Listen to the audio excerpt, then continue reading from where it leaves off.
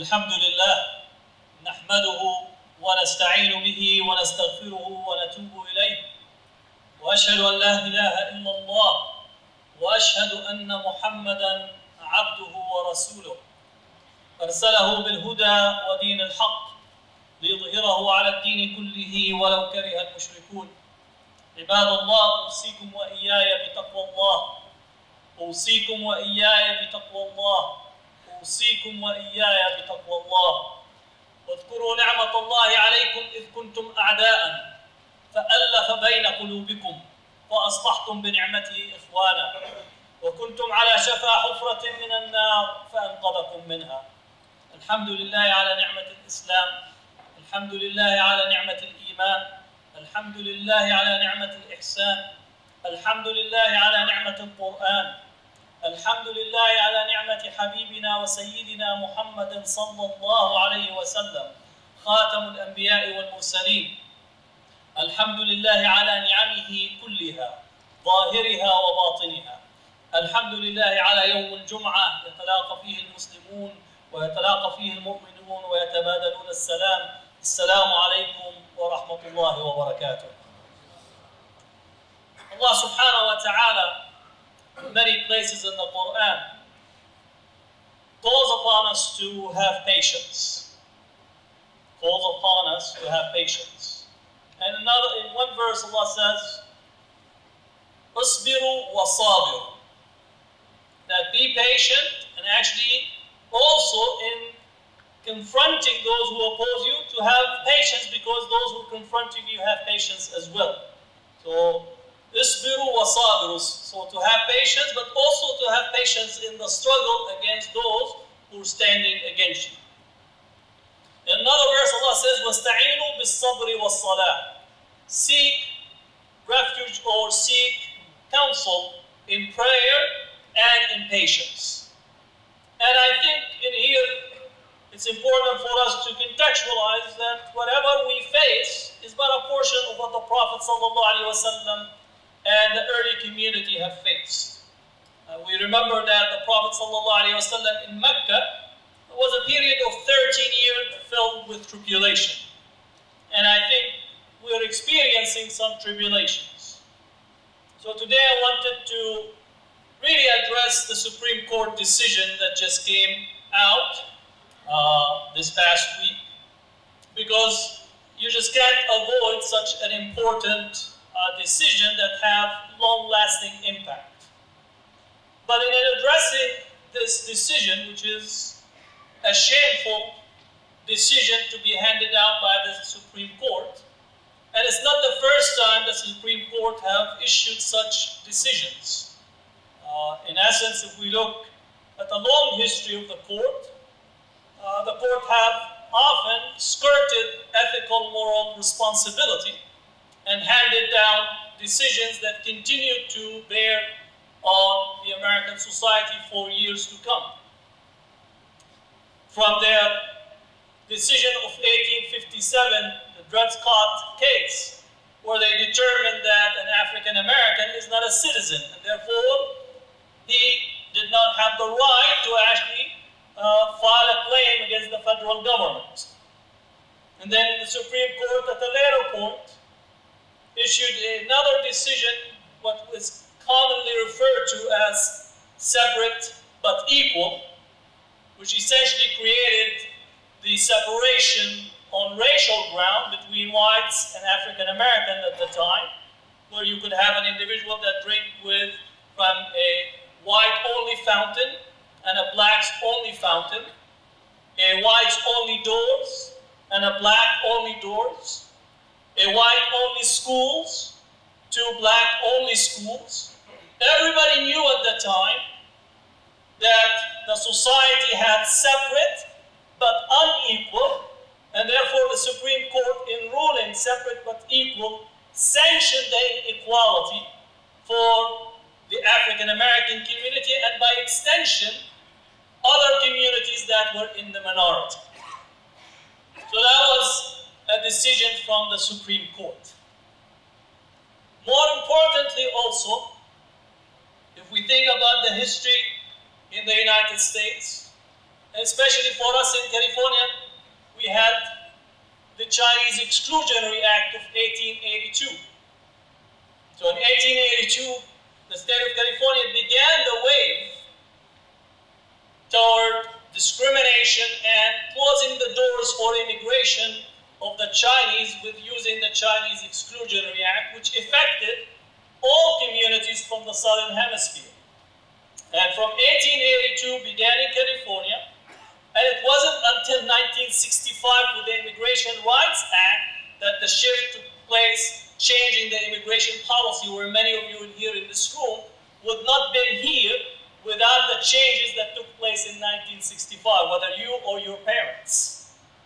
So that was the Chinese Exclusionary Act, where many cases made it to the court with Chinese actually contesting the discrimination against them, and the courts often ruled, or at least maintained, these discriminatory walls that were set up in the United States.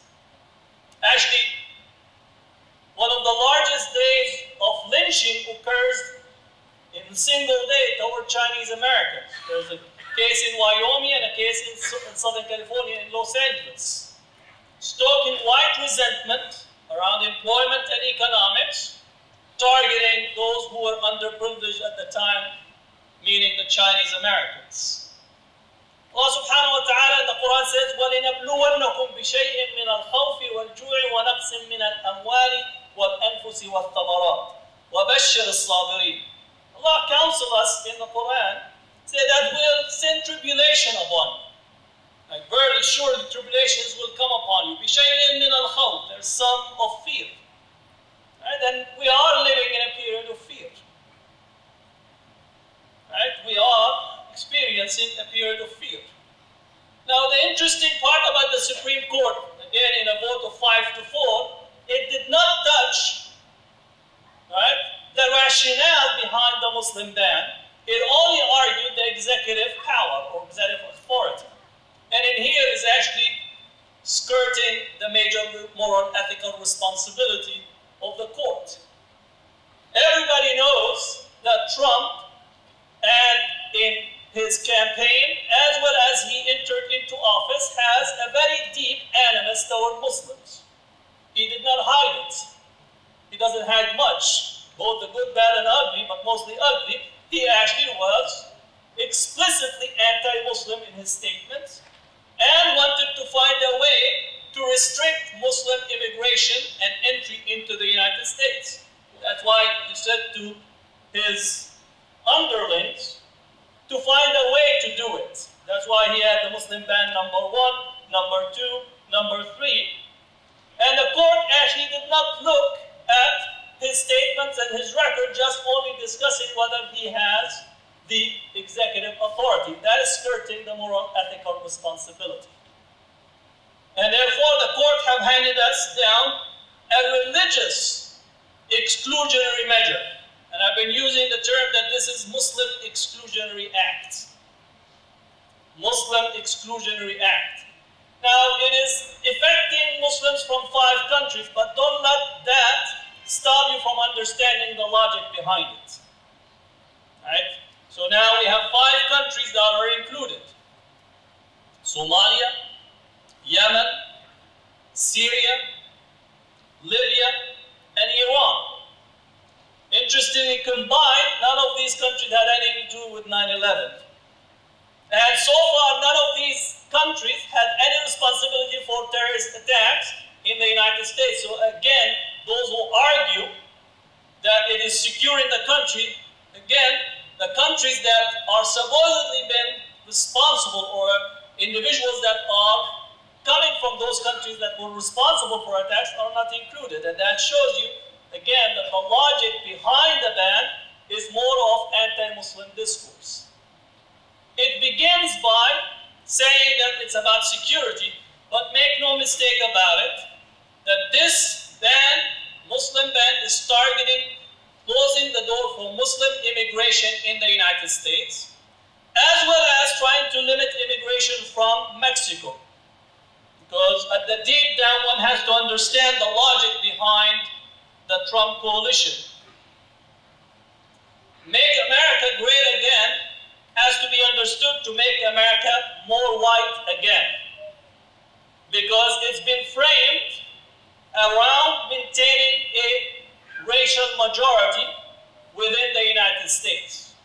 Some of the arguments behind this, again, comes from Clash of Civilization work of Huntington, who first said that the Clash of Civilization, that the Muslims constitute the threat to Western civilization. Edward Said responded to that thesis, saying this is a clash of ignorance, and it is a clash of ignorance. But his second book, Who Are We?, said that the biggest threat to America is the Mexicans. Right? Saying that America, this is the definition of Huntington in his book, America is a white, Anglo-Saxon, settler society. It's not my definition, that's his definition. White, Anglo-Saxon, settler society, and also being Christian. So if you don't fit that criteria, you're not American. So don't let the advertisement out there that is being promoted that we're dealing with security divert you from understanding the logic behind this anti-immigrant discourse that is taking place. The same that we have in here is occurring in Europe. Same logic, same argument, right? In order to preserve a racial majority. But we need to expand the question a little bit further. Why are we all here to begin with? Or why are so many Muslims, as well as other racial minorities, are in Europe?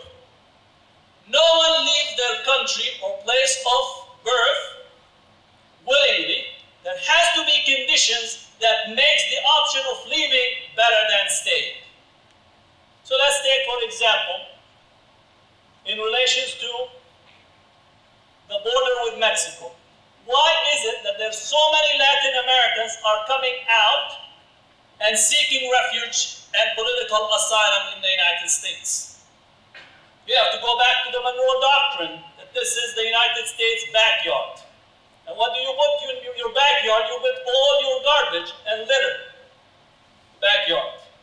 So the United States has been intervening in the lives of so many people. You talk about Panama, El Salvador, Nicaragua, Colombia, Venezuela. We actually had so many coups in Venezuela you can't even remember.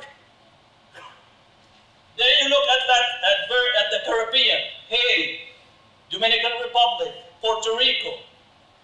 So the result of interventions and economic instability make people having to leave because they're escaping for their lives. Another dimension is talking about the drug cartels. This is another what you call part of the stereotypical, that every time you speak about Latin America, the only thing come to your mind is drug cartel, as if there is nothing happening in Latin America except that drug cartel. You get up in the morning, you want Syria? No, I want to be part of the drug cartel. You think of Mexico, that's again the stereotypical framing that takes place without actually looking at history. The United States was intervening in Latin America and using also drug trade as a way to fund many of the covert operations. This is not my statement. This is actually ex-CIA officers in Latin America that the evidence is out there. So don't take my statement as, quote, Muslim, but take the statement of those who actually were responsible for the operation. Wherever the United States intervenes, the drug of choice in that area becomes the drug of choice in our streets, because that's how we fund many of that black operations, including Afghanistan. Right? So, disruption of normal patterns of life in many countries in Latin America and the Muslim world, the result of it that people have to flee.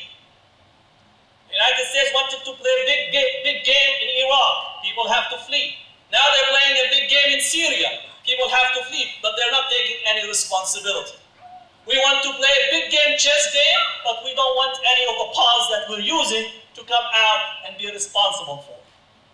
It's actually the Fourth Geneva Convention is international law. If you mess up a country, that's your responsibility.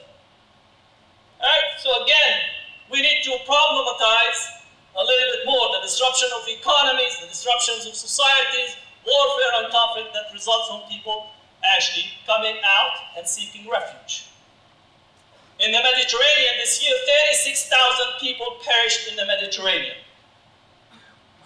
36,000 perished. This is the responsibility of so-called civilized, right, nations. It's not a lack of boats to protect people. It's not a lack of resources to be able to make sure that every human being is taken care of. So the Supreme Court decision has to be understood in relation to this clash of civilization argument and attempting to maintain a racial majority at a time where policies resulted in the shift and changes in demographics. Let me give you something to think about. Anytime that somebody makes the argument of demographics, that's a racial discourse and a racial argument. All human beings are equal. There is no such thing of a demographic problem. When somebody says demographic problem, meaning that their race is being threatened, quote, by another race. Meaning they're no longer seeing a human, they're seeing a racial category. Right? That's the argument. Superiority, inferiority, and beginning to say there's acceptable races versus unacceptable races.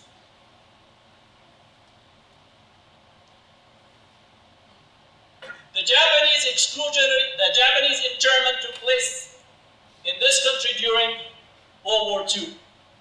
Also, the Supreme Court issued a decision in the Korematsu case sanctioning Executive Order 9066. And it took all the way up to the Reagan administration to actually apologize to the Japanese. But it was not until this past Tuesday that the Supreme Court wrote overruling the Korematsu case. So internment was actually the law of the land from 1944 until this past Tuesday. But the shameful act of the Supreme Court, on the one hand, they cleaned the record for Korematsu, but they tarnished the record by banning Muslims. That is the hypocrisy and the contradiction that we are seeing taking place today. Now, what I want for us to understand where we are at, it is a period of difficulty.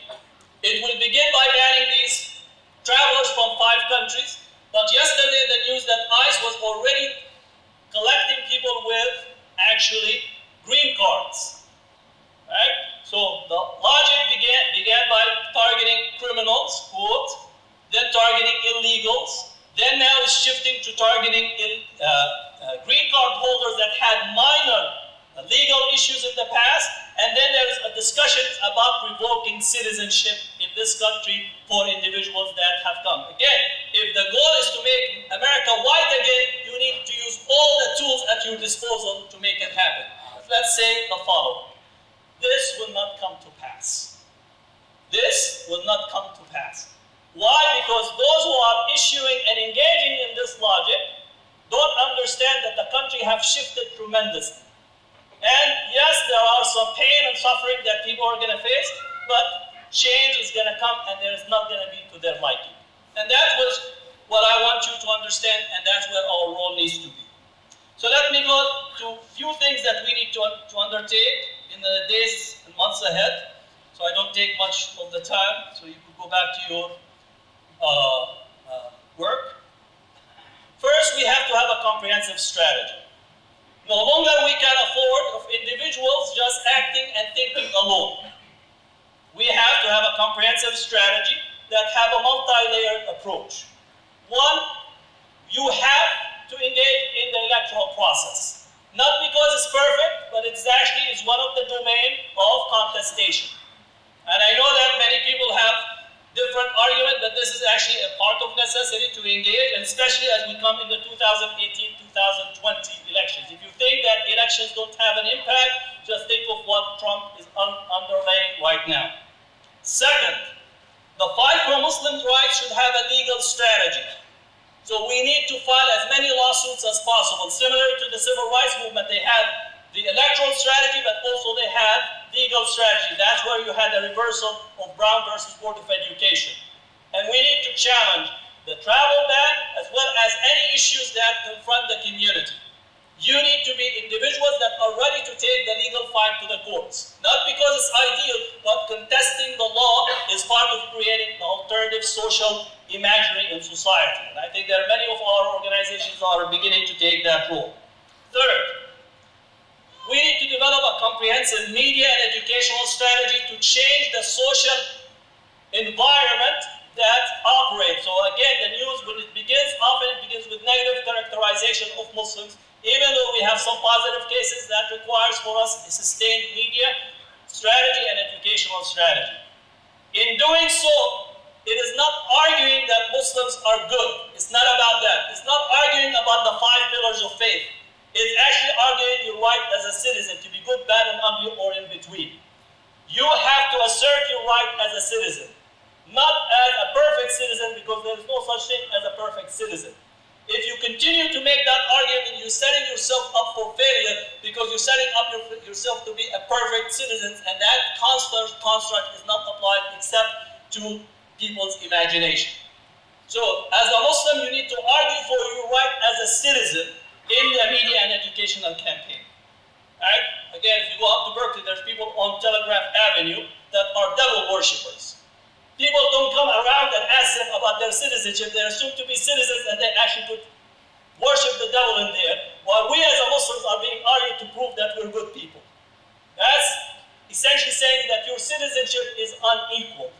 We have to assert that in our educational campaign that we're equal citizens and have full rights. Fourth, this might be a little bit difficult for some people. We need to work on developing a sustained and proactive protest movement. Again, our protest movement often is reactionary rather than proactive, which includes also acts of civil disobedience when needed and possible. Political change does not take place by sitting and say, MashaAllah. I say MashaAllah, but after doing the actions and work. So protest movement is not only to go out after the fact, but actually to have a strategy of what you're trying to achieve and how to achieve it, and that has to be part of it. Fifth, Muslims and their allies in the US and across the world should make sure to initiate boycotts against businesses and individuals that are funding and supporting this type of politics. So make your pocket money actually speaks for your values. So if a business supports Trump and support these policies, you have to actually boycott it and inform them why you're boycotting. Civil rights movement did this.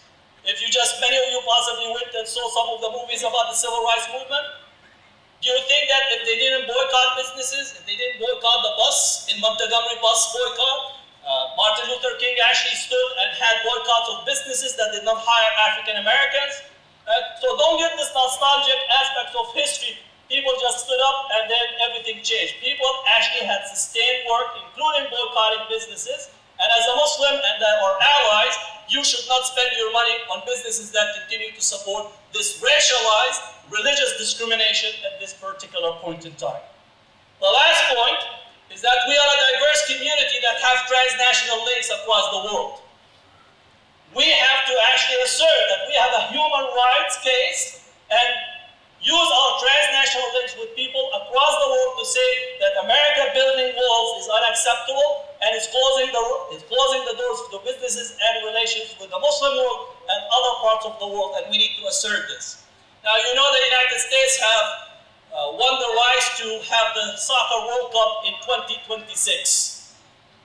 There cannot be a World Cup in the United States if countries and travelers from other countries that want to come to participate in being fans for their own teams, national teams, can't come to the United States. So there's a contradiction in here. Again, I'm referencing because the World Cup is now being played in Russia, and 2026, the United States, Mexico, and Canada are supposed to be the host for the 2026. So America is saying that we want the World Cup, but we don't actually want people that support their national teams from those 5 countries. Whether they make it or not, the principle is set, and I think we need to use those relations in order to effect change. Change is possible, and what we need is to understand the strength and the power of our ability to make change in this country. أقول قولي هذا وأستغفر الله لي ولكم فاستغفروه.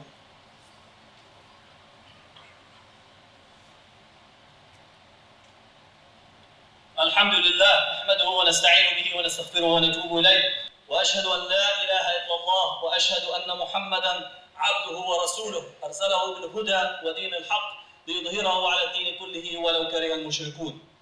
So what I want really to call upon you is that that we are in a major crisis at this point, and not to use the logic that this is only affecting travelers from those 5 countries. The logic is to begin it with the 5 countries, but the target is you here, Muslims in this country. And the logic, and those who are applying this know exactly the strategy to actually understand and develop the mechanism in order to shift demographically in the United States, not only Muslims, but actually Mexican Americans. What I want you to understand that we cannot wait for another person to do the work. Right? There are many Muslims say, if we just had Salah ad-Din, he will just fix things. That logic is not going to happen. Salah ad-Din was a person of his time. You are the person of your time today. So I want you to get out that of your mind. The person you are waiting for to do the change is here. It's you. So get up and make that change possible, and double and triple and quadruple your effort. I believe that the future is for us, but you need to actually internalize this as a fact and begin to act upon it. Your citizenship, your right, your place in here and in the world was granted to you by God, not by Trump, not by the Supreme Court, not by anyone. So take that seriously. The God of the universe is what placed you in here, and if you lean on Him, on Allah, the all-just, you will be, in general, you will actually manifest justice in this world. I am very firmly believing that the Muslims are here for a purpose and a reason, and let's advocate for an all-encompassing justice that comes from Allah subhanahu wa ta'ala. أقول قولي هذا واستغفر الله لي ولكم فاستغفروه إن الله وملائكته يصلون على النبي يا أيها الذين آمنوا صلوا عليه وسلموا تسليما اللهم صل على سيدنا محمد وعلى آل سيدنا محمد كما صليت على سيدنا إبراهيم وعلى آل سيدنا إبراهيم في العالمين إنك حميد مجيد اللهم إني داع فأمنوا اللهم اهدنا فيمن هديت وعافنا فيمن عافيت وتولنا فيمن توليت وبارك لنا فيما أعطيت وقنا واصرف عنا بالخير شر ما قضيت فإنك تقضي بالخير ولا يقضى عليك وإنه لا يذل من واليت تباركت ربنا وتعاليت ربنا ردنا إلى الإسلام ردا جميلا ربنا ردنا إلى الإسلام ردا جميلا ربنا ردنا إلى الإسلام ردا جميلا اللهم أصلح ذات بيننا يا رب العالمين اللهم يا مقلب القلوب ثبت قلوبنا على طاعتك اللهم يا مقلب القلوب ثبت قلوبنا على طاعتك اللهم يا مقلب القلوب ثبت قلوبنا على طاعتك اللهم أرنا الحق حقا وارزقنا اتباعه وأرنا الباطل باطلا وارزقنا اجتنابه يا رب العالمين اللهم ارحم المسلمين والمسلمات الأحياء منهم والأموات يا رب العالمين اللهم ارحم المسلمين والمسلمات الأحياء منهم والأموات يا رب العالمين اللهم ارحم المسلمين والمسلمات الأحياء منهم والأموات يا رب العالمين اللهم اشف مرضى المسلمين جميعا يا رب العالمين اللهم خفف عنهم يا رب العالمين اللهم اشف مرضى المسلمين يا رب العالمين اللهم اشف مرضى المسلمين يا رب العالمين اللهم انصر الإسلام وأعز المسلمين يا رب العالمين اللهم انصر الإسلام وأعز المسلمين يا رب العالمين اللهم أعز الإسلام وانصر المسلمين يا رب العالمين وآخر دعوانا الحمد لله رب العالمين وأقم الصلاة إن الصلاة تنهى عن الفحشاء والمنكر والبغي يعظكم لعلكم تذكرون